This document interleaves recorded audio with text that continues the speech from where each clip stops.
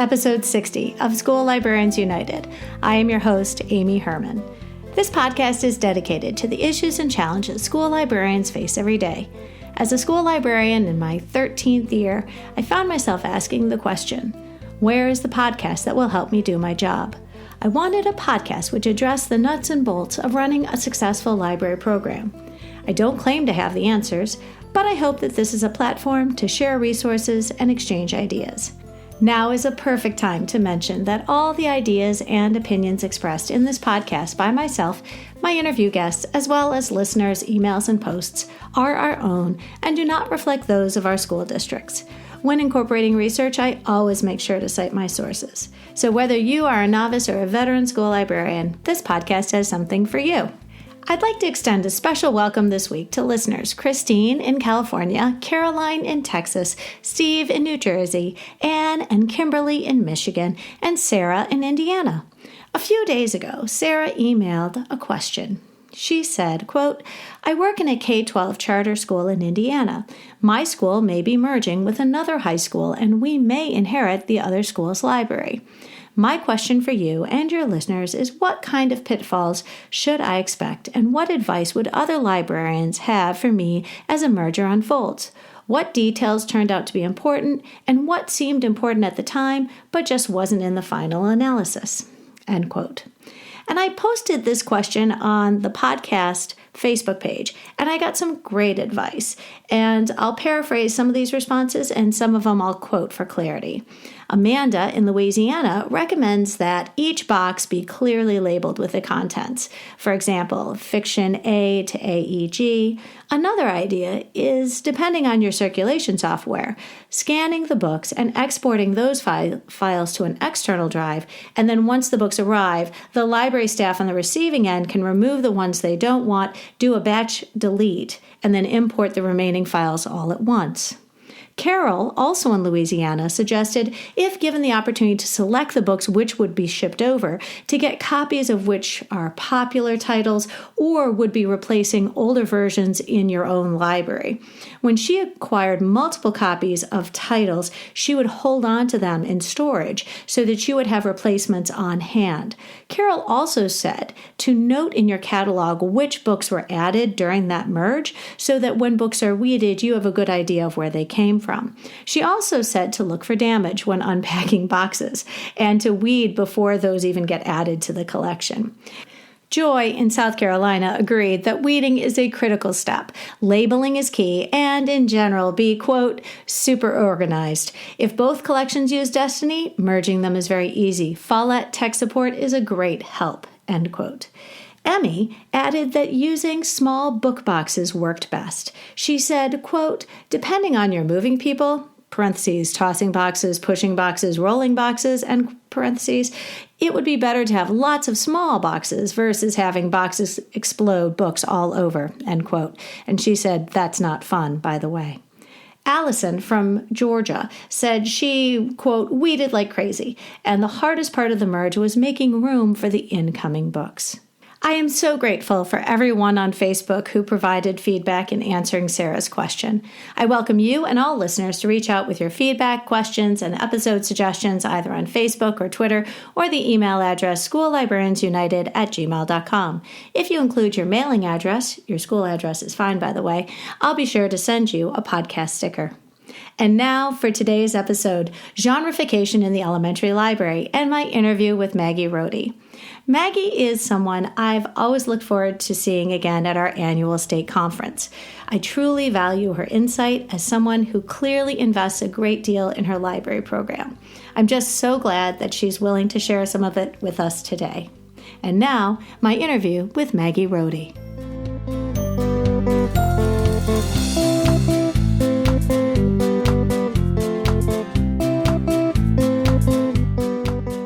Everybody, I'm so excited today to be bringing you one of my Michigan school librarian friends, Maggi Rohde.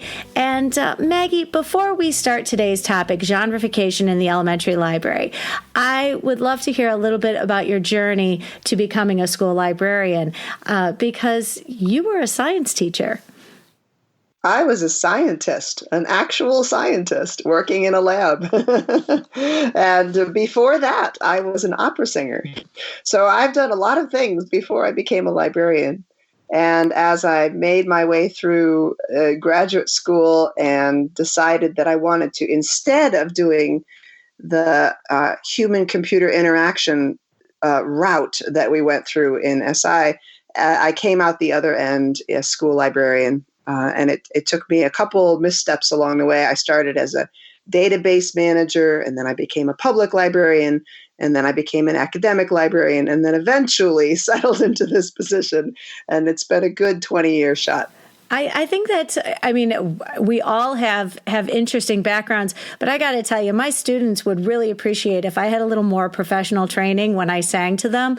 So I can only imagine if you ever, sang your circle song or, sang them a line-up song, that you would definitely have a better sound than I do. I am a huge fan of your library webpage. In particular, you provided parents some guidelines when it comes to reader's choice and your policies as a school librarian. And we shared this resource last week in our reader's choice episode. And I'd love to hear what your motivation was and why you were inspired to publish these policies, putting them in print, because that definitely shows a really strong conviction on your part. Well, thanks. I put those in there this year for the first time, but they've shown up in other places where I published for parents, namely my summer reading policies. I am a big proponent of choice in children's literature. When it comes to kids reading, especially in the summer, I want them to be able to read things they like. And I feel strongly that it doesn't really matter if they're getting all the words or if they're getting all of the vocabulary. If they're enjoying themselves, if they're seeing themselves as readers, that is key for me. So when it comes to providing support for parents, I'm always going to err on the side of students leading the way. Even if it's not the kind of books that the parents think they should be reading, I'm going to say, let your kid pick, because in the end, it's going to make them a stronger reader. It's going to give them a stronger sense of themselves as a reader. I really, this is a message that I've heard, and we'll continue next week in an interview with Stephen Tatro and his mission to end literacy shaming. And the idea that not all books are treated equally when it comes to student choice. I'd love to hear, what do you feel is our biggest obstacle when it comes to defending our students and the choices they make in our libraries every day? Well, I think when I'm given the choice to read something that I love, it is not always the things that look most exciting to everybody else. Like I've never been a classics reader. I've always read the sorts of things that maybe people would consider to be junk literature. I really like comic books. I really like genre fiction. I especially like things that people kind of turn their nose up at when they're looking for things that people should read for class. And yet, when it comes to academic reading, I do very well. And so when I was in college, a lot of the people who taught me about literature had kind of skewed views about what sorts of books are appropriate for people to read. But if I were to ask them, what sorts of books do you read in your free time? Inevitably, they're never going to say, oh, yeah, I'm reading the classics in my free time. They say, I read the books that I like, or they read magazines, or they read on the internet, or whatever. Some of them don't read at all. You don't have to put that in. Oh, I'll be honest. I think this is, but I think that it's an important point that you make, because you see yourself as a reader and wanting to have the same choices, and therefore passing that type of expectation to your students, that they are therefore also entitled to be able to enjoy reading and choosing whatever it is from your library that makes them happy. And having that ability to empathize with children in our libraries is really fantastic. And I think it's something that unfortunately not everybody can do. We sort of stand up as teachers and set ourselves apart from our students, when what we should be doing is recognize, would you want to be a reader in your library? And when we think about that, I really think that that's important. If I came to my library as a student, would I enjoy myself? And I think that does give us some fresh eyes on the topic. I love that. Could you tell us about your current library? I know a little bit about it, but could you tell the listeners, you and I are about an hour away. You're in Ann Arbor. I'm in the Metro Detroit area. But could you tell us a little bit about your school, your assignment, the programs that you offer? Well, I teach in a K-2 school, and I have about 380 kids. Some of them are as young as 4, and next year we're adding a preschool on, so we're starting even younger than that. And my kids, lots of them speak other languages at home. So I have lots of ELL students, English language learners, and many students who are Title I. They might not have the sorts of collections of books at home that they would like to have. So they really appreciate having a library available to them to be able to check out books that they like, that they enjoy. And I have lots of really enthusiastic readers at my school, which is such a pleasure. Listeners, I do want to add in here, it was brought to my attention around the new year that we have not covered how school libraries support our English language learners. And that episode is in the works right now. And it will be coming, hopefully, I believe, in March. So do you teach a fixed schedule, a flexible schedule? And will your preschoolers also have a checkout? I teach a 100% fixed schedule in which the teachers do not come to library. I imagine that the preschoolers will come. We don't yet know all the information about that, but I think that's going to be the case. I also teach in an open format school that has no walls on the library. So I have a lot of availability to teachers and passersby. I'm kind of always on the stage, and which is super fun for me because I love doing a performance all the time. And I also get to connect with teachers as they walk by in the classroom. So like if they're on their way down the hall, I can talk to 3 or 4 different teachers at one time, just by leaning over the wall and going, "Oh, by the way, what are you doing in your classroom right now?" I've actually been in a library that you described. I have to guess, was your building built in the 70s? Oh, I imagine it probably was. Probably yes. In the 70s. And, I've seen all the benefit that can come from this sort of layout, because what you do on a daily basis is never going to be unnoticed. You and the role that you play in raising your readers is obvious because anybody who walks by can see you fully engaged in your teaching. So I think you're certainly in a fantastic position to defend the value of your job to all of your students.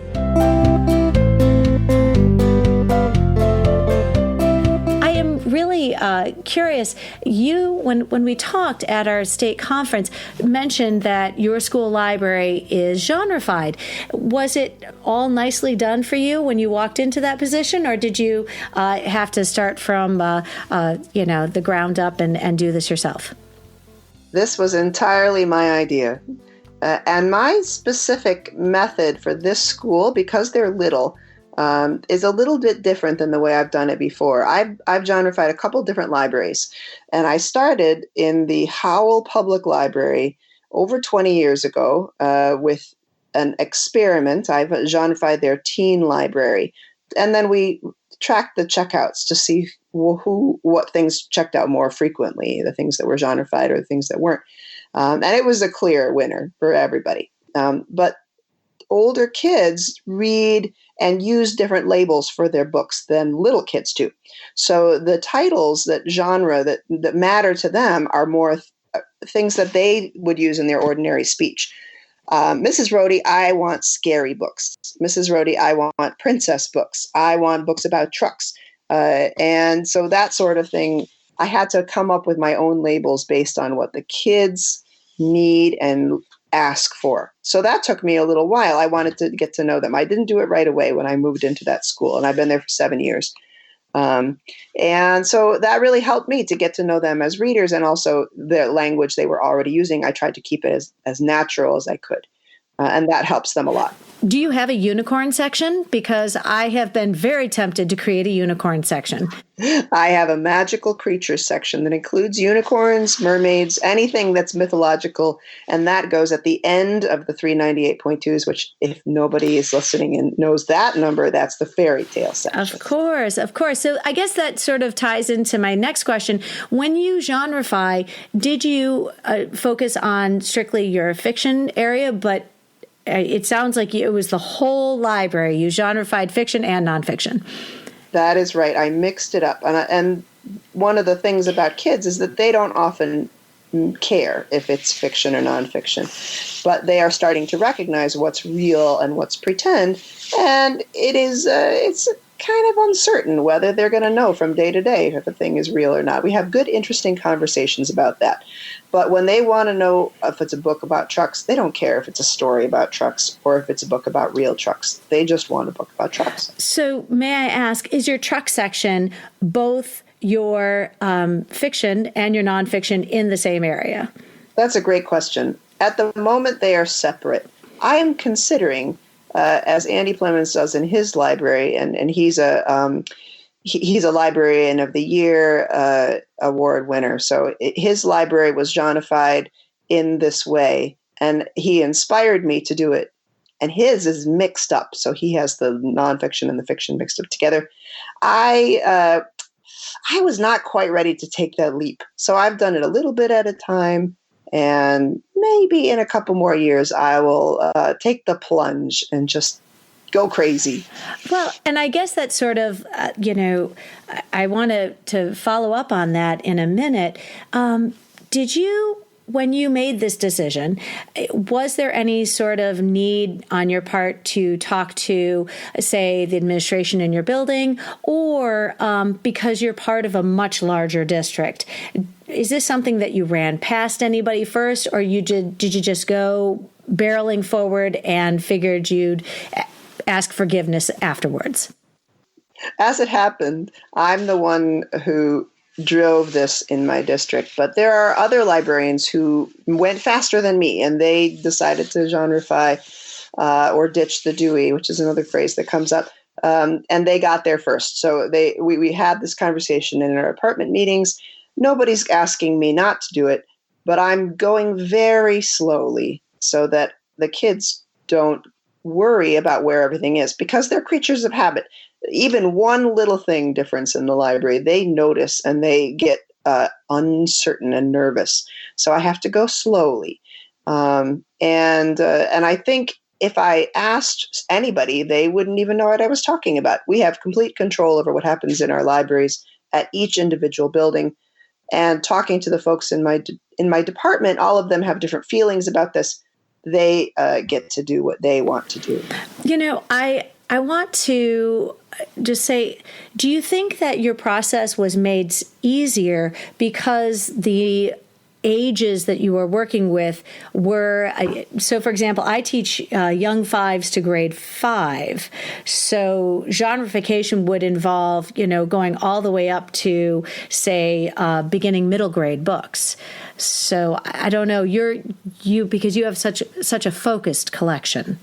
That's true. And our genre are not going to be the same. So if I were going to do a K-5 collection, a typical K-5 collection, I would probably only genrefy the chapter books, and I wouldn't bother with the rest. But because our collection is so well used, kind of universally, it's astounding, actually. The kids are very engaged across the board, which is the first time this has ever happened for me in a library. I decided to focus more wholeheartedly on the entire collection as opposed to just the chapter books, which is where most of the genrefication happens.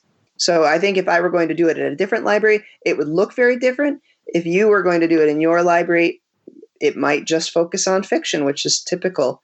And yeah, so I think that the age group, but also the way that the collection was already being used were factors in my decision. Well, and I like what you said about your awareness of students and their familiarity with their library, because over the years they do develop a certain amount of just, I don't want to say ownership, but they know intuitively where to go and find their favorite books. And then they get excited to show their friends, oh, I'll show you where those books are. Yes. So that has to be factored in if you're going to move anything. That's right. And we had a conversation about this. My second graders, I told them I was going to be changing the way I did some of the collections, and they got all worried about that. Like, well, what if you move something and we can't find it anymore? And I looked at them and said, you are all going to a new school next year, and it's going to be completely different. You're going to need to know how to find things universally in any library. So part of what I teach is, what does it look like? I still teach Dewey Decimal a little bit. I still teach, alphabetical order. I still teach how libraries are organized, because they need to know how to apply it in other places. They need to have that confidence inside themselves. But as it happens, our public library system in Ann Arbor, which is a fantastic public library system, does not all use the same cataloging system. In fact, one of them has ditched the Dewey entirely and has no Dewey, and the rest of them still do. So it makes it very interesting to trade books from one library to another, which they do all the time. And because the kids shop at all different libraries, they have to be pretty flexible too.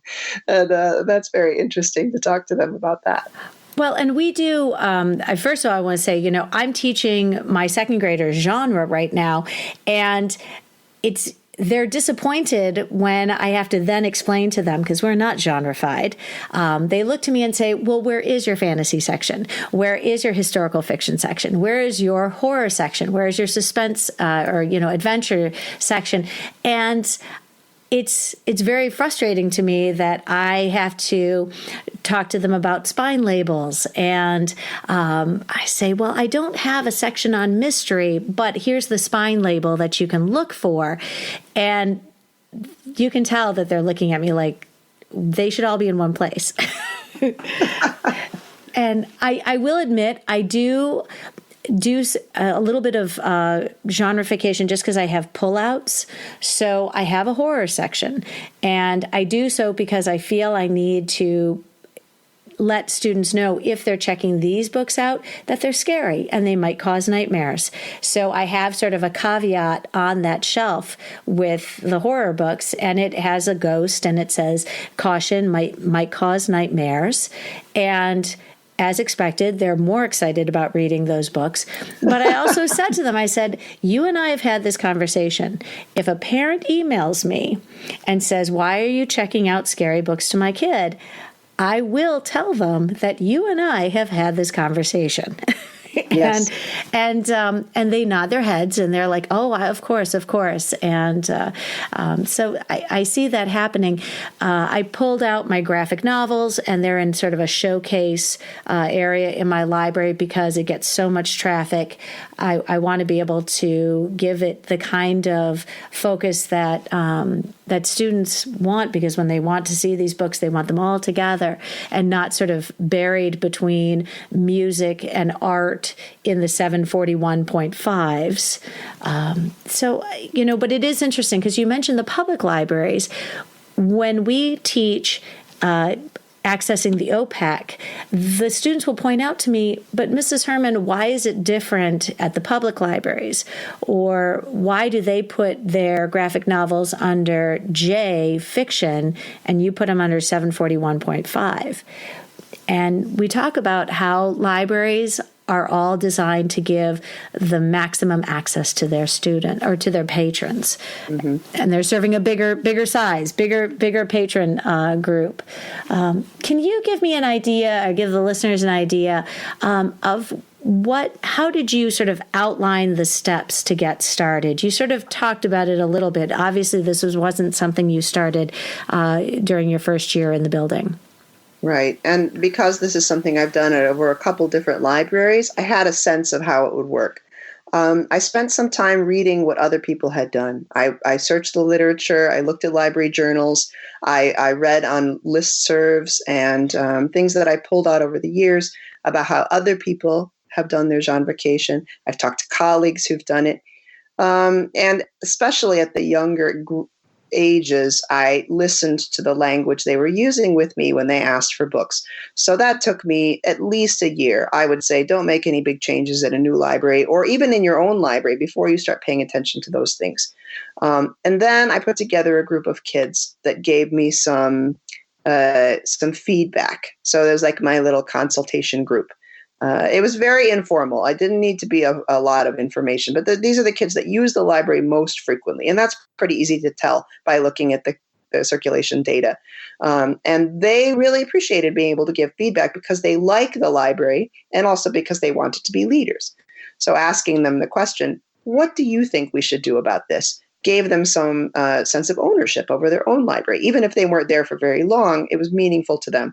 And I have a lot of kids who come back from the elementary school after they go to and in the middle school, and they say, I remember this library, I remember belonging here. And that really means a lot to me. So asking them and letting the kids kind of lead the way gave me some sense of what labels I should use, what words I should use. And then I thought about access because the kids are short. All the things that are in baskets are on the bottom shelf. And the things that are not genrefied are on the top shelf. And my shelves only go up so far, so that they don't have to reach very far in order to get to all of the books in the library. And the entire library is ringed by shelves. I have a couple of shelves in the center, but most of them are easy to reach.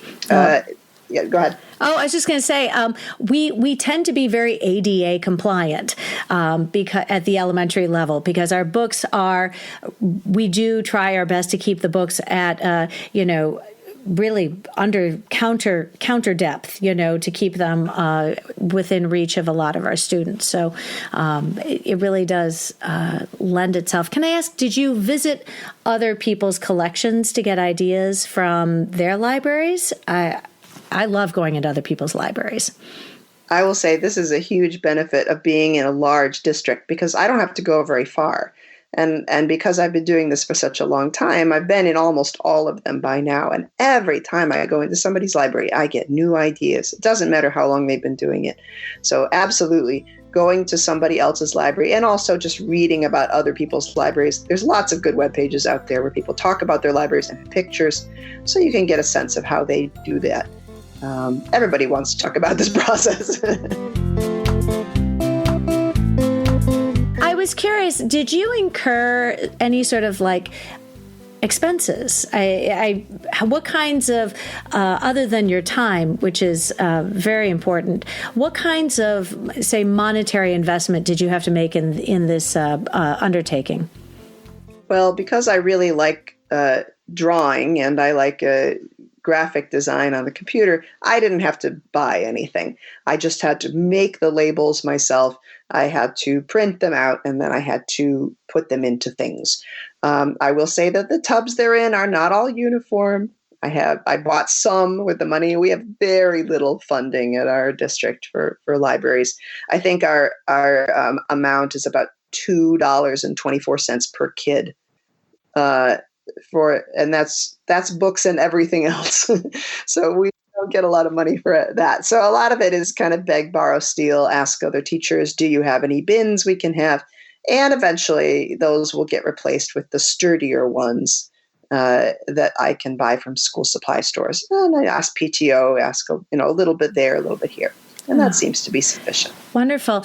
I know that anytime you do something in our libraries, it's going to involve a scale that is considerably larger than anyone's classroom. Whether you did this in stages or you did a complete overhaul, did you bring in additional help? Did you bring in volunteers? Or were you able to do this because you did it gradually and one section at a time? Yeah, I would say the latter more than anything else. I do have lovely volunteers and they are very thorough, but mostly what they were doing is continuing to shelve the books at the same time that I was teaching and trying to do this at the same time. I have no extra time in my schedule for anything else. And so being able to multitask is a key feature of being a school librarian, especially at the elementary level. So I got pretty good at answering questions about iPads and locating the favorite genre of Stilton at the same time that I'm sticking labels on books and cataloging them. So, and we do have clerk help, but it's a 1/2 day per week in the mornings. So she was invaluable in this process. And also because she works at multiple libraries, she was able to give me feedback about how they did their cataloging. I'm glad you mentioned the importance of utilizing your clerk or your parapro, or if you have an assistant who works with you, because it's important to have that buy-in for any sort of undertaking that goes beyond check-in, check-out, processing of books. Did that take any sort of convincing? Because I know to do something like that, I would have to have a conversation with my assistant about why we were doing something of this nature. I imagine that it would depend on the individuals in question. Luckily, the woman who is the clerk in my building is dynamite, and she's also very flexible. She works at 5 different elementary schools teaching. She doesn't teach at all. She's just the clerk. She just does the stuff in the back room. She works on the cataloging primarily, but pretty much anything we need her to do. And she is very flexible. She's willing to ask and keep it all straight in her head. And it was really nice to be able to see her as a colleague and not as an adversary in that way. I'm lucky never to have had that experience. Yeah. So, listeners, if you heard a meow in that last explanation, it is because we have a cat who has joined Maggie, and she is. I don't know if we've picked up her purring, but we do hear the meowing, and it's adorable, unlike the barking, which happens when the UPS person comes to my door and my dogs lose it. So I've been, the barks I generally take out, the meowing is adorable.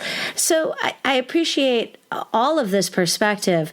Do you work with Follett? I know that Follett is happy to run a collection analysis, and many listeners do use Follett. We don't. So did your circulation software help you in this respect?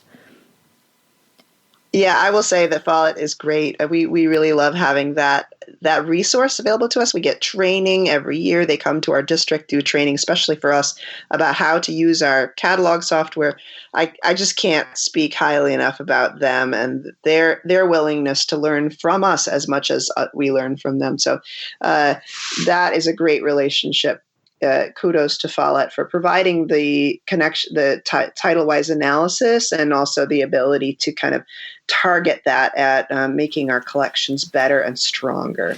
So I have to imagine that your circulation software, updating those records with the new destinations for these books was the most time-consuming process. It is done individually, or can you do it as like a batch report?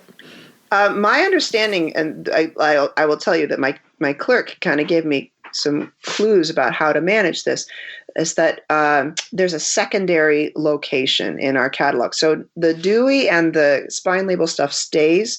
So the call numbers don't change, but the secondary location gives an indication about what basket it's in. So for those kids, and that way, if anybody wants to change it in the future, all they have to do is delete the secondary location.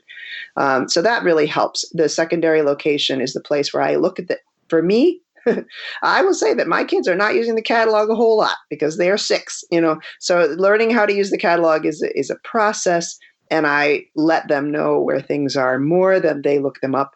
But I do have my dynamite kids who really want to find the things. They write down what says on the call number. I help them find it on the shelf. Do you, because your things are in baskets, do you resort to using a spine label? You said you made your signs yourself. Mm-hmm. Do you apply spine labels to these books, or no? All of my books that I have in collections are face out. So the labels they go on the front of the book in another location instead of on the spine labels stay where they are. There might be spine labels on some books. I do have certain things I use, like Caldecott labels and number books or alphabet books. But if it's going to be in a collection, I want it to be face out. I want the kids to be able to browse through it, flip through it that way. So all of my basket books are face out. Well, and I think that that's something that you can do in a genrefied collection because you have things in baskets. Genrefying in a collection... Well, using baskets and doing face-outs has a different challenge when you have books that are not genrefied.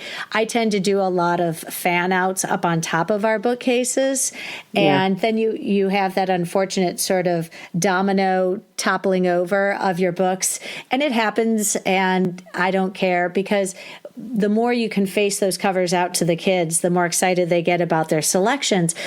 But you're right, having things facing the students as opposed to looking at the skinny little spine has got to encourage a lot more circulation for your students.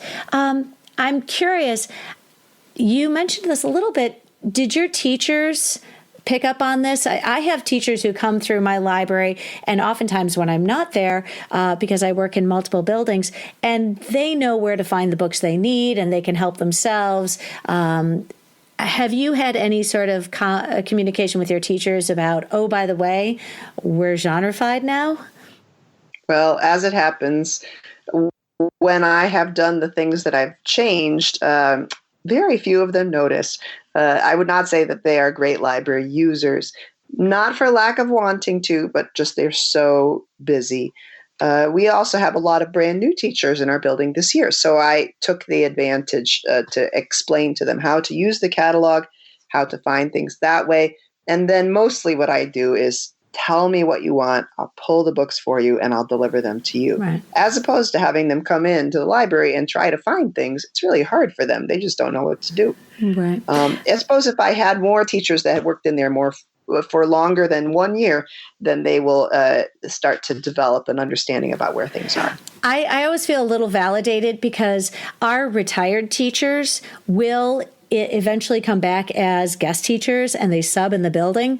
And so they will come up, say hello, grab the books they need because they know exactly where they are. And it's funny because they've retired and they have a certain amount of assurance that the books are still where I left them, where they remember them being when they worked in the buildings. But I found that especially my teachers fall into two categories. The teachers who have broken down and purchase the books they want to have in their rooms and know they're not going to wander away because they use them for instruction. And then the teachers who find themselves, for whatever reason, changing grades.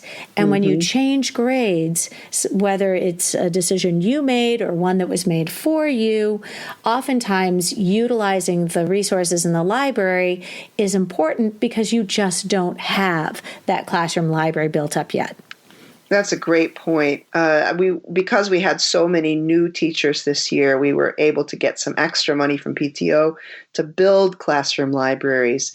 But most of the classroom libraries that they purchase for the teachers are level books, the sorts of things that kids would then, read maybe very in a narrow band. But they're good. I mean, they're not terrible level books. They're just very different from the things that they would find in the library.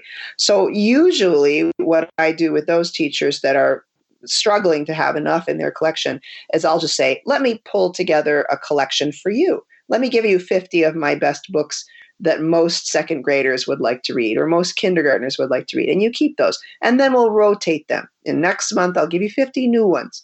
And because our age group is so narrow, we have a very targeted collection. It's very easy for me switching grades is not as big of a deal, let's say, that it would have been. And targeting your rookie hires like that is a great strategy for building that relationship because all too often, if you're a brand new hire and this is your first teaching job, keeping your head above water is, you're just sort of staying one step ahead of your students. So I have to imagine your new teachers really appreciate you doing that.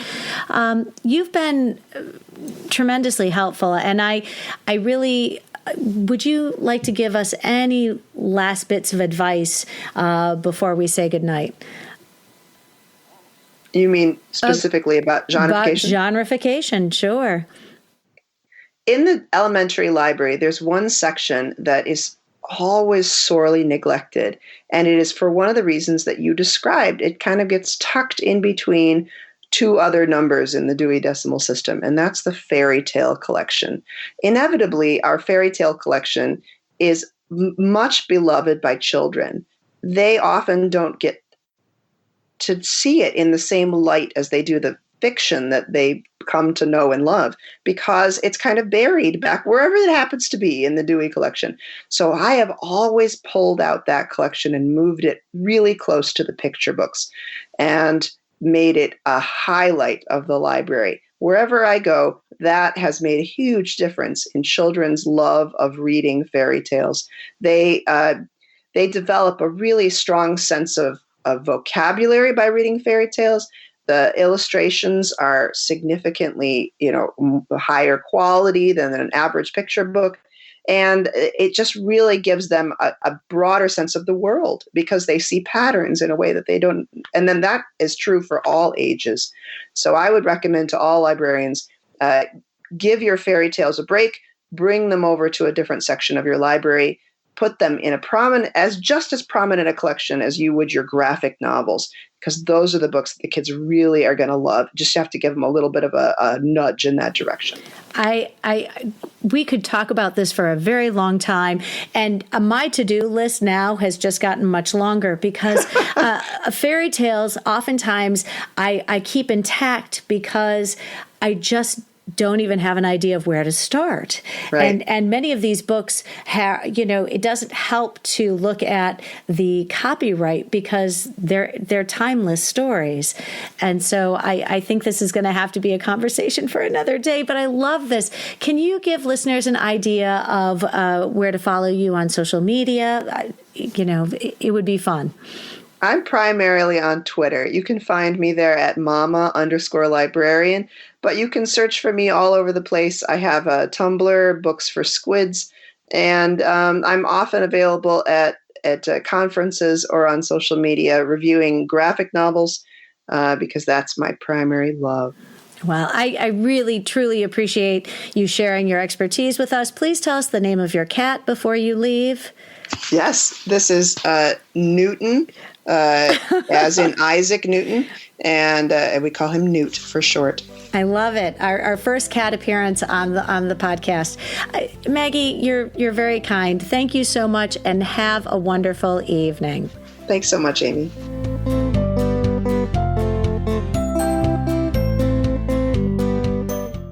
I am so glad that Maggie was able to take time out of her busy schedule to share with listeners today. I can guarantee you that is not the last time we have heard from Maggi Rohde. We will be tapping her expertise again in the future. I really see this podcast as a platform for sharing strategies and resources, so school librarians everywhere can learn from one another, and doing so in a way that is free and convenient and customizable to each listener's needs. The episodes each week are inspired by conversations in person and on social media, and from listeners who reach out to the podcast with feedback and suggestions. If you found this episode helpful, please share it out with your team, your PLN, and on social media.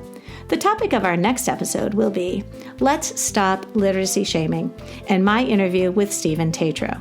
I hope you will tune in.